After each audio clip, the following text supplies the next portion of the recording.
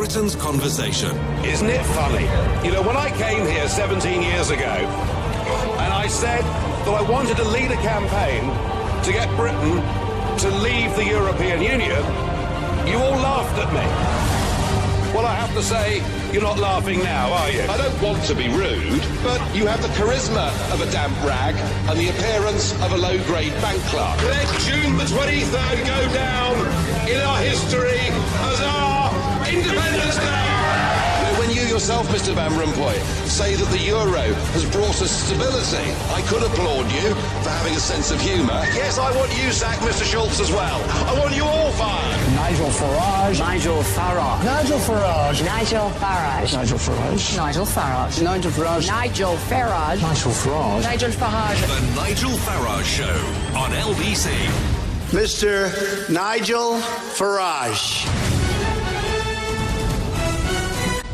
Thank you, Donald, and good evening, everybody. Well, David Davis, the Brexit Secretary, a man that I campaigned with, I shared platforms with during the referendum campaign, the man that I thought was the ultimate hardliner in this government, the man that would absolutely guarantee that Brexit meant Brexit, has said in a speech in Riga, Latvia, that British people need a lot of persuading. It indeed will take years and years to get them to do the jobs currently done by EU workers, and he would only restrict free movement of people when it was in the national interest. Now, I can scarcely believe that these arguments have come from David Davis, because it seemed to me that the main reason, above all, that we voted to leave the European Union is we wanted to get back control of our lives, and in particular control of our borders, because unrestricted free flow of unskilled labour had driven down wages, had made it tough to get a GP appointment, to get our kids into the right school. I won't rehearse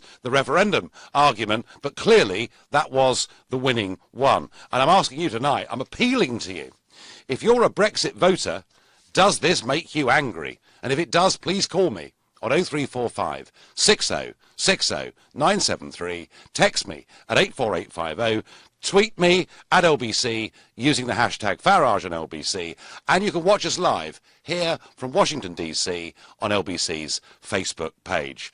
I am astonished that of all the people, it's David Davis that has said this. I assume if we mean we're going to continue with free movement of people, we mean free access to the health service, free education system for people's children. I just wonder whether, like me, you feel a little bit betrayed by what's been said by David Davis, of all people. And first up, to tell me what he thinks, is Gary in Dagenham. Gary, good evening. Hello, good evening, Nigel. Just wanted to start off by saying I think you're great, and you're like the Pied Piper, and I love the tune from your flute. But as for David Davis's point, no, I don't agree with him. I voted for Brexit to control borders and have a Australian points-based system. We're always going to need immigrants and people coming into this country for nursing and fruit picking, etc. But the point of Brexit was to put those controls in place, having free movement. I mean, what changes? What was the Brexit vote all about, really? Well, Gary, frankly, nothing. I mean, if we absolutely do need seasonal fruit pickers or whatever it may be, and there are people from Latvia or Bulgaria or wherever it is that are happy to do those jobs for the money that's being offered, that's fine. You could issue them a short-term work permit. But what you don't do... Yeah. I mean, that's the common sense approach. And yet that, I think, Gary, that is the bit of this that is so shocking, is that David Davis is saying... Yeah, I really don't see what the big deal is, why we can't operate a system like all these other countries. I don't see what the problem... Why is it so difficult? It works in other countries. Why can't it work here? Well, Gary, actually, it works all over the world. It's only in the European Union where we have this free movement concept. But the other point is, I mean, what they're basically saying, what he's saying, is that there is a cultural problem here and that British workers won't do these jobs. Do you think he's right or not? I think maybe I slightly agree with him. But, I mean, at the end of the day, if people want to come here and do these jobs, then we've got a points-based system in place, then at least we're controlling the numbers coming in rather than having free movement. Yeah, Gary, you've made the point beautifully. That's what you voted for. That's what millions of people voted for. And that's what David Davis appears to have turned his back on, which I suspect is making people angry. It's making me angry. Is it making Mark in Palmer's Green angry, I wonder? Oh, hello there, Nigel. Yes, it is making me very angry. In fact, I've really respected David Davis as one of the hardline, free Brexiteers, and the number one reason I voted leave was because of the monumental influx of unskilled, cheap labour from Eastern Europe. It hit me hard, being in the building trade. It absolutely hit me hard, and it put me out of business, and many friends who have lost their livelihoods. And I would just say that David Davis needs to come and walk in my shoes just for 1 week, and he might soon change his mind on that decision he's making. Yeah, I mean, he does, Mark. I mean, there is a bigger point here, which is that a lot of the people who come from Eastern Europe are very hardworking, and employers like them, and it's only fair and reasonable to acknowledge that and to say that. But surely, as our previous caller Gary said, if you absolutely need this labour, you control it with a work permit, a point system. You do whatever you need to do. What you don't do is continue with free, open movement. And I tell you, Mark, what's really ironic, is he said that in Latvia. I had a coffee last week with the former president of Lithuania. He told me since they joined the European Union, they've lost 25% of their population. A quarter of the country has left. All the bright young doctors, all the bright young accountants. So very often we talk about free movement having damaged the way of life in the United Kingdom.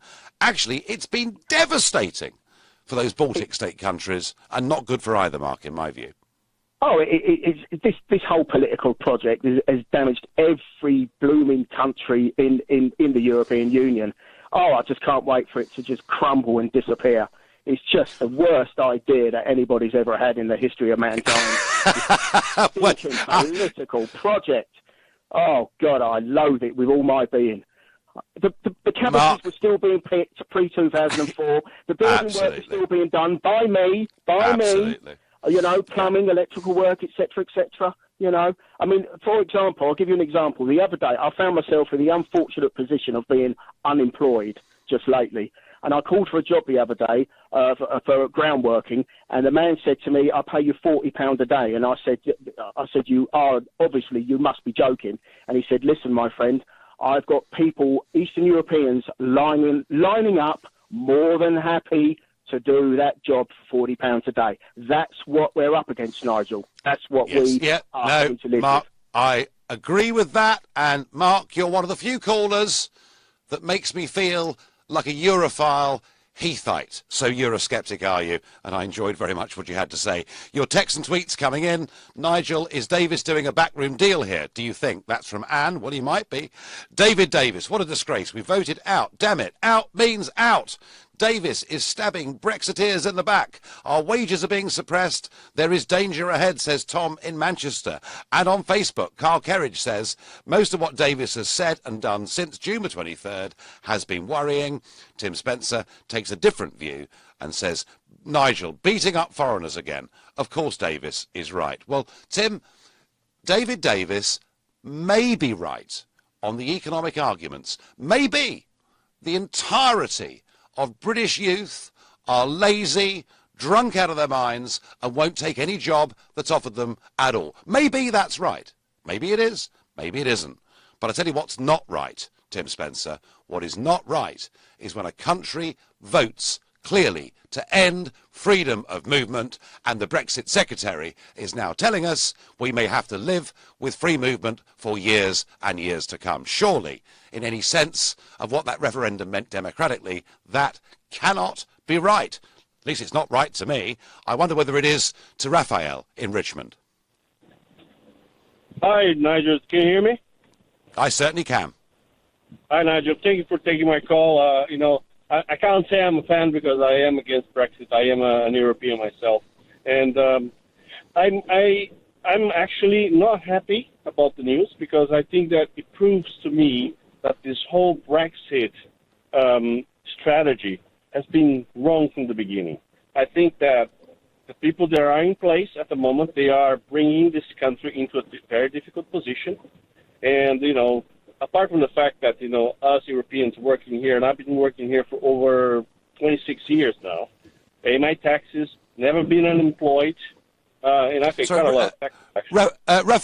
Raphael, when you say you're a European, I mean, what actually are you then? I'm Spanish. Spanish. So do you feel European first and Spanish second? I feel Spanish 100%.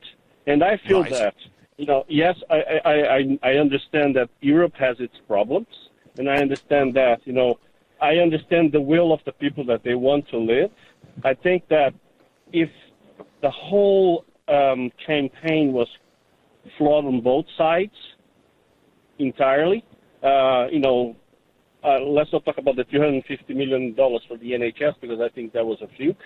But, at the end of the day, this is just proving to me that the people that are in power, the people that are taking this movement ahead are what they are. They are playing us for fools.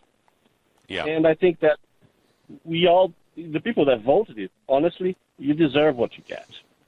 And I think that... Well, Raphael, you are a true Democrat because you disagreed with the Brexit vote, but you share the suspicion, and perhaps not quite, but nearly anger, that many Brexit voters are feeling tonight because we're not, by the looks of it, going to get what we actually voted for. And that is wrong, isn't it? Oh, that's definitely wrong. But also, I think the people that have been here working legally and for a long, long time, today, for example, they don't know what's going to happen to them. I myself, I don't know what's going to happen to me. I've been legally here, living. I have children here. They are British. They have British passport. I don't have British. Raphael, can I give you total reassurance on this? Whether we've let too many people in or not, particularly since 2004, is a debate you can agree on or disagree on. I think we did. But, Raphael, everybody that came in, particularly since 2004, came into the country legally because the government, through our EU membership, allowed them to do that. Not one person, not one single person in the Leave campaign ever said that anyone that had legally come to Britain would not continue to have their rights to stay. All right? That is not even a question. Nevertheless, that is not... It feels like today that we are being used as a negotiation pawn. Well, I very much hope... I don't believe you are, Raphael, for one moment, but what I would say is, Mrs May did make this point in her speech last month. It's a point she needs to make again. Raphael, I thank you for your very interesting call. You're listening to the Nigel Farage Show, exclusively here on LBC, live from Washington, and it's 7:15. This is LBC, the Nigel Farage Show. Live from Washington. Call 0345 6060 973. Text 84850. Tweet at LBC using the hashtag Farage on LBC. Brexit hero and now Secretary David Davis, in a speech in Latvia, says it may well be years and years before we end the freedom of movement of people, of workers coming into Britain, and we won't do so until it's in the national interest. And I'm asking, particularly Brexit voters, do you feel angry? Do you feel betrayed by these comments? And I've also had a call before the break from Raphael from South London saying that actually, as a Remain voter, he's unhappy with this because it's clearly a breach of faith. A couple of things that really strike me is we get the argument that without Eastern European workers, our hotels couldn't function, the fruit and cauliflowers would rot in the fields. Well, none of that was happening, was it, before we opened the doors in 2004?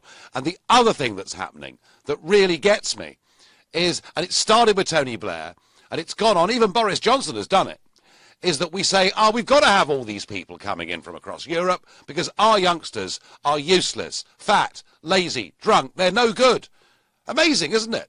British governments slagging off our own people to make way for foreign workers. And I believe Blair introduced that narrative as an excuse to cover up for the fact that his government estimate of 13,000 people extra a year proved, in fact, to be hundreds of thousands. I think it's absolutely awful to condemn all of your young people, and I've certainly found, travelling around the country, that certainly is not always the case. I met a young girl in Peterborough, outside the cathedral. I was canvassing, campaigning in the 2009 European elections, and she'd just been refused a job on a packing line because she couldn't speak Polish. And she was very, very angry about that. Carl on Facebook says, travel outside of London and the major cities, and you'll see the jobs are being done by British people. Stop saying Brits don't want the work. And I have to say, I'm sure we do have, our fair share of young people who would rather live on benefits and do nothing. But I think to categorise British youth, all of them, like that, is absolutely wrong. That's my view. What does Kenny in Enfield think? Hello, Nigel. Good evening. Nice to talk to you, yeah? Good evening, good evening. I don't know, you may remember who is talking to you. There was a day you were staying in a King's Cross about 6 years ago, and you see a black guy carrying a ladder in King's Cross. I am the one talking to you. I remember. You definitely you will remember, because you look at me many times, and I recognize you are Nigel Farage. I'm sorry, the thing is, the why I call now is, I don't think you understand what you're pushing British people to. You are dealing with Europeans, with 27 states, with British economic power, very great and beautiful. Hello. You remember the other 27 states wouldn't allow you to get things you got. I'm from Africa, yeah? And the benefit in which British passport to get all over the world, I'm telling you, this thing, they will never get it in next 10 years. Yeah? The people who suffer from this passport of intimidation and insult are people from Africa, especially I, who come from Nigeria. Yeah? And I'm telling you that other European countries learn what British people do. That is why they intimidate us. I want you to focus in making sure that British people who haven't got a job, that they get a job. And how you can make this is to enforce the council to create jobs. I do cleaning, and I know that there are massive too many jobs. If council can be able to enforce that, the road will be clean. Well, Kenny, there's a lot local councils can do, and you could argue that local councils could prioritise British workers over workers from the European Union or indeed anywhere in the world and put them there first. You could, but I've no doubt if you did that, you'd be told you were doing something discriminatory. Kenny, I thank you for your call. Andrew in Bromley, are you a Brexit voter that's angry with David Davis? Yes, I am. And I'll tell you why. I'll tell you why. I was in Gloucester at the time of the vote, and I campaigned on my own, and I got lots of young people to believe in the Brexit dream for themselves, and I made them see the reasons why it was necessary. And for me personally, one of the reasons why I voted was border control, because no country can enforce its territorial integrity without border control. Now, I'm a migrant myself, and it's so surprising why I'll be so strong on this point. I'm here as a worker on a work visa. To get a work visa, you have to earn above a certain amount of money, and to stay here permanently, you have to earn over £35,000. And it doesn't stop there. You pay health insurance charge £200 a year. So if you're going to be here for 5 years, that's going to be £1,000, and you pay that at the time you're applying to get your visa. It doesn't stop. Andrew, where are you from? Andrew, where are you from? I'm from Nigeria. Right, okay, because if you were from the European Union, you wouldn't need to do any of that, would you? No, you wouldn't. You have to pass an English test. The rules are stringent. Now, I don't mind it because it just shows that whatever I've got and whatever I've earned it based on merit, and the facts are there to prove. Now, if you have people who are coming in who can't even contribute as much as we do, You know, we need to be qualified academically. You have to have the minimum of a BSc. I've got an MBA. Now, you have people who have no qualifications, no skills whatsoever, and they can just walk in and do what they like, and there is no control. You know, there is no control. I feel that's unfair. If you want to talk about fairness and equality, then the rules have to be equal across the board, whether you are from Africa or whether you are from Andrew, you make your point, as Kenny did before, both of you originating from Africa, that we finished up in this bizarre position where we give totally preferential treatment to people from the European Union against other parts of the world, the Commonwealth countries, you name it. And one of the arguments for Brexit was that we would be able not only to control immigration coming into Britain, but not to discriminate against people from one country in favour of those from another. Andrew, I thank you for your call. Andrew there, who makes the point he does not object as a migrant worker to having to pay his way. The Nigel Farage Show, live from Washington, only on LBC. So the Brexit Secretary David Davis, in a speech in Latvia, says maybe freedom of movement of people into Britain will go on for many years, and we're debating whether that is a betrayal of the way people voted in the referendum on June 23rd last year. And many of you who phoned in who were Brexit voters and feel that it is. But if you think actually Davis is right, then please let me know.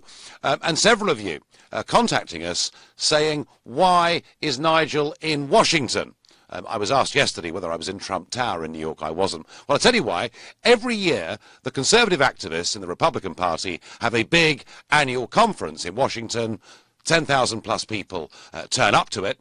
And this week, for the first time since 1981, when Ronald Reagan spoke, a Republican president will be addressing the masses. And Trump will speak at 10 o'clock on Friday morning. And I'm honoured to say that I've been asked to speak just after him. So that's really quite something, that a foreigner is allowed onto a Republican Party platform. So I'll make sure I don't overstay my welcome, and I do have my travel insurance with me, I promise you. And a quick comment on what's happened in the last couple of days in London. Emmanuel Macron, youngish, good-looking socialist, running as an independent for the French presidential elections. And remarkably, Mrs May invited him to number 10 Downing Street yesterday. Now, I can see why Macron wanted to be in London and wanted to meet the Prime Minister and go to number 10, because there are 300,000 French voters living in London. It makes it actually the equivalent to France's 6th biggest city.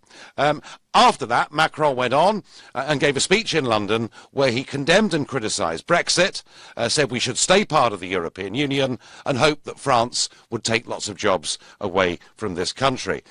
Quite why is the British Prime Minister promoting a socialist candidate to be President of France who absolutely believes in the European project? I don't know. And why, if she's doing that, does she refuse to meet Marine Le Pen, who at the moment appears to be the favourite to win the first round? Surely it is crazy for the British government to get involved in foreign elections to this degree and not show respect to both sides in this argument. Indeed, isn't it rather reminiscent of what almost everybody in Britain did by backing Hillary Clinton and saying Trump was a baddie, and yet he won? Last year, we saw Brexit. Last year, we saw Trump. Last year, we saw the Italian Prime Minister removed after a referendum. And Mrs May, if you're listening, it is not impossible that Marine Le Pen could win these elections. There we are, a Conservative Prime Minister lining up with French socialism. I never thought I would see it. But back to our question, is David Davis betraying us? Do you feel angry as a Brexit voter? And I'm going to ask Oliver in Woking what he thinks. Thanks, Nigel. Evening. First off, I'd like to say good luck on Friday after Trump. Of course, the British are the ones who burnt down the White House all those years ago. I worked 4 years in France. I didn't go to university. Yep. I worked there. French was my worst GCSE at school, and I speak it fluently. I'm now an estate agent selling houses, of course, not the best reputation. but I have an enjoyment for it. The French comes in handy. But look, my father voted to leave. He's married to a Czech woman. His kids, my half-siblings, their brother and sister to me, they're young. Like, it doesn't mean anything to them, but it's their origin. It's their mother's origin. I don't think that he voted for out. When out means out, it does not mean out. It means that we need to get out of this so-called European government. Jean-Claude Juncker, whatever his name is, he, of course, is leading the way, and he's saying that we need to pay out for it now. We're not going to pay out for it, quite frankly. Merkel has opened the floodgates to all the migrants. She's done the best thing to lead globalization of this world. The British Empire is built up through trade, through that globalization.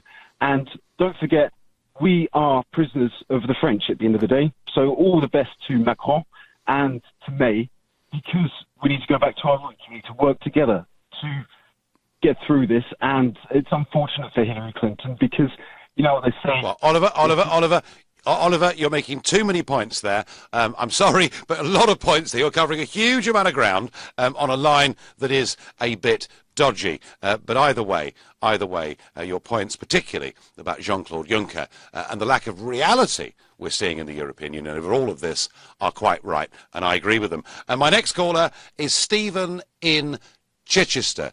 Stephen, did you vote to leave in the referendum? Well, I'm too young to vote, actually. I'm 17, but I campaigned really hard for Brexit. So, yeah, I spent hours and hours and hours. So all I wanted to say was, look, I'm unemployed. I really want a job. And politicians like David Davis, they say, look, we need immigrants because young people don't work hard enough. They won't do the jobs that immigrants do. They want benefits. It's simply not true. I work damn hard, and I'm really, really looking for a job. There's just simply too many people out there in the jobs market, and that's because of overpopulation. So yesterday I was trying to find a job on a jobs website. One job, 179 applications. 179 applications. How am I meant to compete against that? It's simply it's simply not true that young people don't work hard, British young people. I mean, all my friends, we all want jobs, we're all looking for jobs. There's simply too few people in this country, and the amount of immigrants that come, it's a massive amount of number, and I know we need immigrants, we definitely need it for the economy to run, but we just simply have too many, and we need to control our borders. Stephen, would you take a low-paid job? Yes, I would take any job that I need money. I need money for my student loan. I need money for driving lessons. I would take any job. It's simply not true. I wouldn't take a really low paid job like £2.95 an hour or whatever. But you know, I would work for just as hard as an immigrant would, just as much money as an immigrant would. I really want a job, and I work damn hard. I just think it's ridiculous that politicians say that young people these days they're lazy and they want benefits, etc., etc. I do not want the benefits. I'm not lazy. I really want a job, and immigrants, they can do the job just as good as British people can. Stephen, from Tony Blair onwards, there have been many who've been slagging off your generation as being no good, useless, lazy, and wanting something for nothing, and you're cool. 17 years old, Stephen in Chichester, makes the counter-argument beautifully, and I thank you. Michael in Muswell Hill, how do you feel about David Davis's comments? Well, Nigel, I had to ring. I'm sorry to interrupt the bromance that goes on nicely between yourself and the Brexiteers, but if you're interested in a country opinion, I'll give it to you. Of course I am. Michael, I am every evening, as you well know, so please, far away. Okay. Look, Nigel, you and the rest of the Brexiteers have very clearly rejected the idea of a second vote, the public taking a second vote on the final details that the government negotiates with the EU. You've said, no, we've had our vote, and now we must leave it to the executive to negotiate on our behalf, and you Remainers cannot get involved and moan and look to adjust the detail. We have to trust the executive. Well, Nigel, that works both ways. You cannot deny the right of a Remainer to get involved in the detail, and then, because it's down to the executive, and then do the reverse. And as a Brexiteer, start moaning when they negotiate something different to what you would prefer. Well, Michael, I mean, the point here that we're debating tonight isn't a second referendum, and I've no doubt that's something over the months to come we'll talk about one hell of a lot. But the point I'm making, Michael, is wasn't it perfectly clear that it was the idea? Well, so you don't think it wasn't on the paper? It wasn't written down. Okay, it wasn't. Fine. So do you think do you not think that a majority of people who voted Brexit did so because controlling borders was their primary issue? Have not met and spoken to 17 million people, and neither of you, Nigel. You can give me your opinion, and everybody rings up and give me their opinion, but nobody knows. And the only way to really know is to have another vote. But you reject the idea of asking a detailed question of anybody. So don't complain when the executive does exactly what you've asked them to do, which is negotiate on their behalf.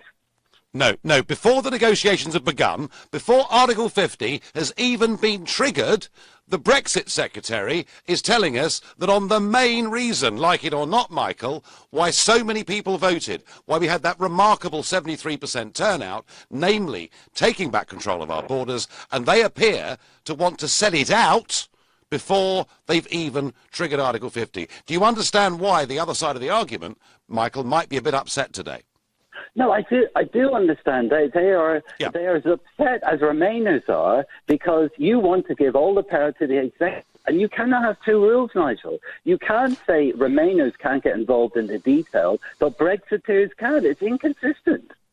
Michael, I don't want to give power to the executive. I don't want to give power to the courts. I don't want to give power to the British Parliament. I want to give power to the British people. And that, Michael, give them another vote. Give them a vote. Oh, you made them vote again in Denmark, vote again twice. What is it about the European project that doesn't understand what the word no means? You're from Washington. The Nigel Farage Show, live from Washington, only on LBC. The Brexit Secretary, David Davis, indicates that maybe the free movement of people with Eastern Europe will go on for years and years. And I'm asking whether that's making you angry if you're a Brexit voter, or whether, as a Remain voter, perhaps you think he's right. Perhaps we should just ignore the will of the people in that referendum. Your texts and tweets, we have become lazy due to immigrants doing our work for half the wage. Once we leave, we will have to step up, says Jamie. The UK has an ageing population and needs young immigrant workers to supplement the workforce, says one. James Smith on Facebook says, yes, I feel betrayed by David Davis. Brexit isn't Brexit if you're letting unlimited amounts of unskilled immigrants into this country. And Dave Corley says on Facebook, we need immigrants to pay for our massive pensioner population. That's right, Dave, but remember something, immigrants get old too. I don't think, actually, that solves the problem. Anyway, we're taking your calls on this subject, a variety of opinions. I wonder what George in Tenby thinks. George, good evening. Hello, Nigel. First of all, I just want to thank you for the movement that you've done for this country. But, I mean, my opinion is I'm 22 years old and I voted to leave. And I voted to leave because the sad thing is, I mean, for a younger person, we've got no hopes, we've got no opportunities, and that's all done by the government. So I think it's truly offensive what David Davis has said, saying that we should just let more immigrants in. And it's not a fact of being against immigration, it's a fact of being against mass immigration. George, do you at 22, living where you do in West Wales, do you see a direct link between the sheer number of people that have come to Britain and your prospects of getting a job and getting a house? I think the problem is, I mean, yes, I do. And I mean, I go to London quite a lot. And to be honest, going to London quite a lot, there's not any English people there. And I mean, a lot of my family that live in London say that they feel like they've just been washed out through the flood of immigration. And I think the fact is, you know, we're being jeopardised as younger people because these jobs are going to people coming from other countries and, you know, and prospects that could be going to people in their own land. And I think that's why Donald Trump has had such a massive influx in America, because people are seeing hope with someone looking after their own people. George, what job do you do now? Well, I'm currently a student at the moment. Right. And when you look for work... I'm studying at the moment for economics. Okay. And do you, for your views at university, do you get condemned by many people your age? What, for voting to leave? Yeah. Yes, I mean, when I voted to leave, a lot of people were actually in tears on the day But when I spoke to them about the EU referendum, a lot of them didn't have a clue what they were talking about. They were saying, this is against foreigners, this is against this. And I said, it's not against foreigners, it's against a undemocratic system and a thing that's just so far... Well, it's just stupid, the European Union. Yeah. And George, a loss of control of our borders, which I still insist was the primary reason we voted to leave. George, I thank you very much for your call. Keep speaking to your friends and colleagues. I wonder what Colin in Reigate makes of this argument. Nigel, how are you? OK, so has David Davis let us all down with this comment? I think it's there's so many dimensions to the reasons why he's got to that opinion. First, the question that I ask is, why are Europeans European migrants in this country getting the job over British people? What's your opinion on that, first of all? I do actually believe, Colin, that in many cases employers like them. Good employers like them because a lot of them have actually worked pretty blooming hard, and it's only fair to acknowledge that. Secondly, I think bad employers like them because they can abuse them. They can make them work all the hours that God sends and pay them less than minimum wage, if I'm being really, really cynical. Okay. Well, that's very... I agree with what you're saying. First of all, that's... they do work hard, and when you're running as a business, you look at the bottom line in terms of what productivity it gets you. Secondly, yes, they can take advantage, but like Donald Trump said about people taking advantage of the US system, it's because it's being allowed. So yes, the question is how do we promote British workers to be prioritised, to allow them to get a better opportunity, to allow themselves to express. And, sometimes it's like being a footballer. It takes time for you to be fit before you can be fully efficient, for them to understand how the team works around them. And quite frankly, that's the problem. People that employ these people look at it as a business, and they look at, how do I get the maximum revenue output? And that's all that they care about. And also... Colin, you're quite right, because this debate is happening here in Washington and across the whole of the USA, and Trump is promising American jobs. It's interesting that when Amber Rudd, the Home Secretary, talked at the last Tory conference about trying to make sure that firms were employing enough British people, she was actually reported, and it was logged as a hate incident. So we do have a fair bit of work to do in the wake of the referendum to even get to the position where we think it's right to promote the interests of our own people first. So there is a bit of a culture change. There's a bit of a culture change needed, Colin, yes. Yeah, absolutely, I agree. And, I mean, here's the other thing. I think we've been the downfall of our own success. We're one of the larger growing economies if we are to compare to others. And I think that there's a lot of things that we need to look at. And there was a lot of stress about the Brexit when the debate happened about the NHS. Now, if you compare the NHS currently with the way that it works now, I do fear that if we have a relationship with America, which I do fully welcome, as well as relationships all over the world, including Europe, but the NHS was a lot of people's vote. And one of the largest costs, it's not about wages. Wages haven't grown. So what has grown and what is increasing expenditure? Maybe the increase of migrants is one thing. But the other thing you have to also look at is the cost of what we're paying. And my concern is that if we start bringing, for example, the NHS and we start buying from the American, is how do we stop being ripped off? Because that's where I think where a lot of the costs come from. Colin, that's a whole separate debate, and we will do an evening on the proposed US-UK trade deal, and we will focus heavily on whether the NHS should or should not be a part of it. For my own part, I think we may have to exempt it. Colin, I thank you very much for your call. And I'm going to go. My last caller this evening, I suspect, is going to be Bob in Cheshunt. Bob, good evening. Oh, Nigel, it's such an honour to speak to you. I'm telling you, I've been waiting 3/4 of an hour, and your producer's been waiting for people to agree with, disagree. In other words, she wanted people against you, but they're not. Well, But Bob, the point is, we want to hear both sides of the argument on this show. So hopefully at the end of the hour, people have heard both sides of the argument and can form their own opinion. And Bob, you have got 40 seconds to tell me what you think. I think he's a traitor. It's not unexpected. I call these people Nick Clegg clones because they're all the same.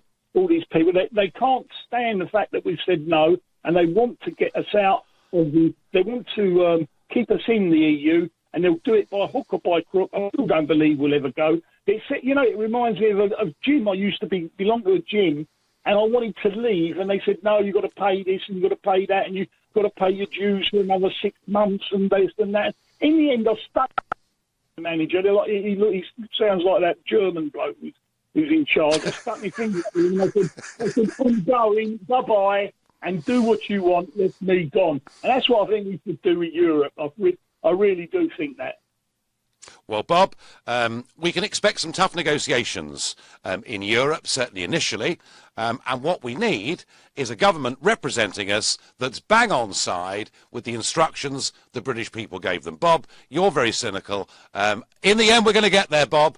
I just don't know how long it's going to take. Bob, I thank you for that call, although I must confess I'm worried because for all of Mrs May's fine words, and oh, she's wonderful at giving speeches and sounding reassuring, just as she was as Home Secretary, saying she would cut massively immigration to Britain and then failing. Yet for all of it, we saw last week the fact that fishing, taking back our fishing waters, does not appear to be part of the government's Brexit negotiations. And now we see that maybe we're going to carry on with the free movement of people for unskilled labour for many years to come. I hope that is not the case. I hope David Davis has made a terrible mistake. It's perfectly clear what we voted for. Do not betray us, or we frankly will never ever find it in our hearts to forgive you. You've been listening to The Nigel Farage Show, live from Washington, exclusively here on LBC. I'm back tomorrow evening here from 7. Coming up at 10, it's Ian Collins. But up next, it's Clive Bull. Nigel, thank you. So small firms say they're facing a crisis as the government grapples with reassessing business rates. So how tough is it running a small business right now in Britain?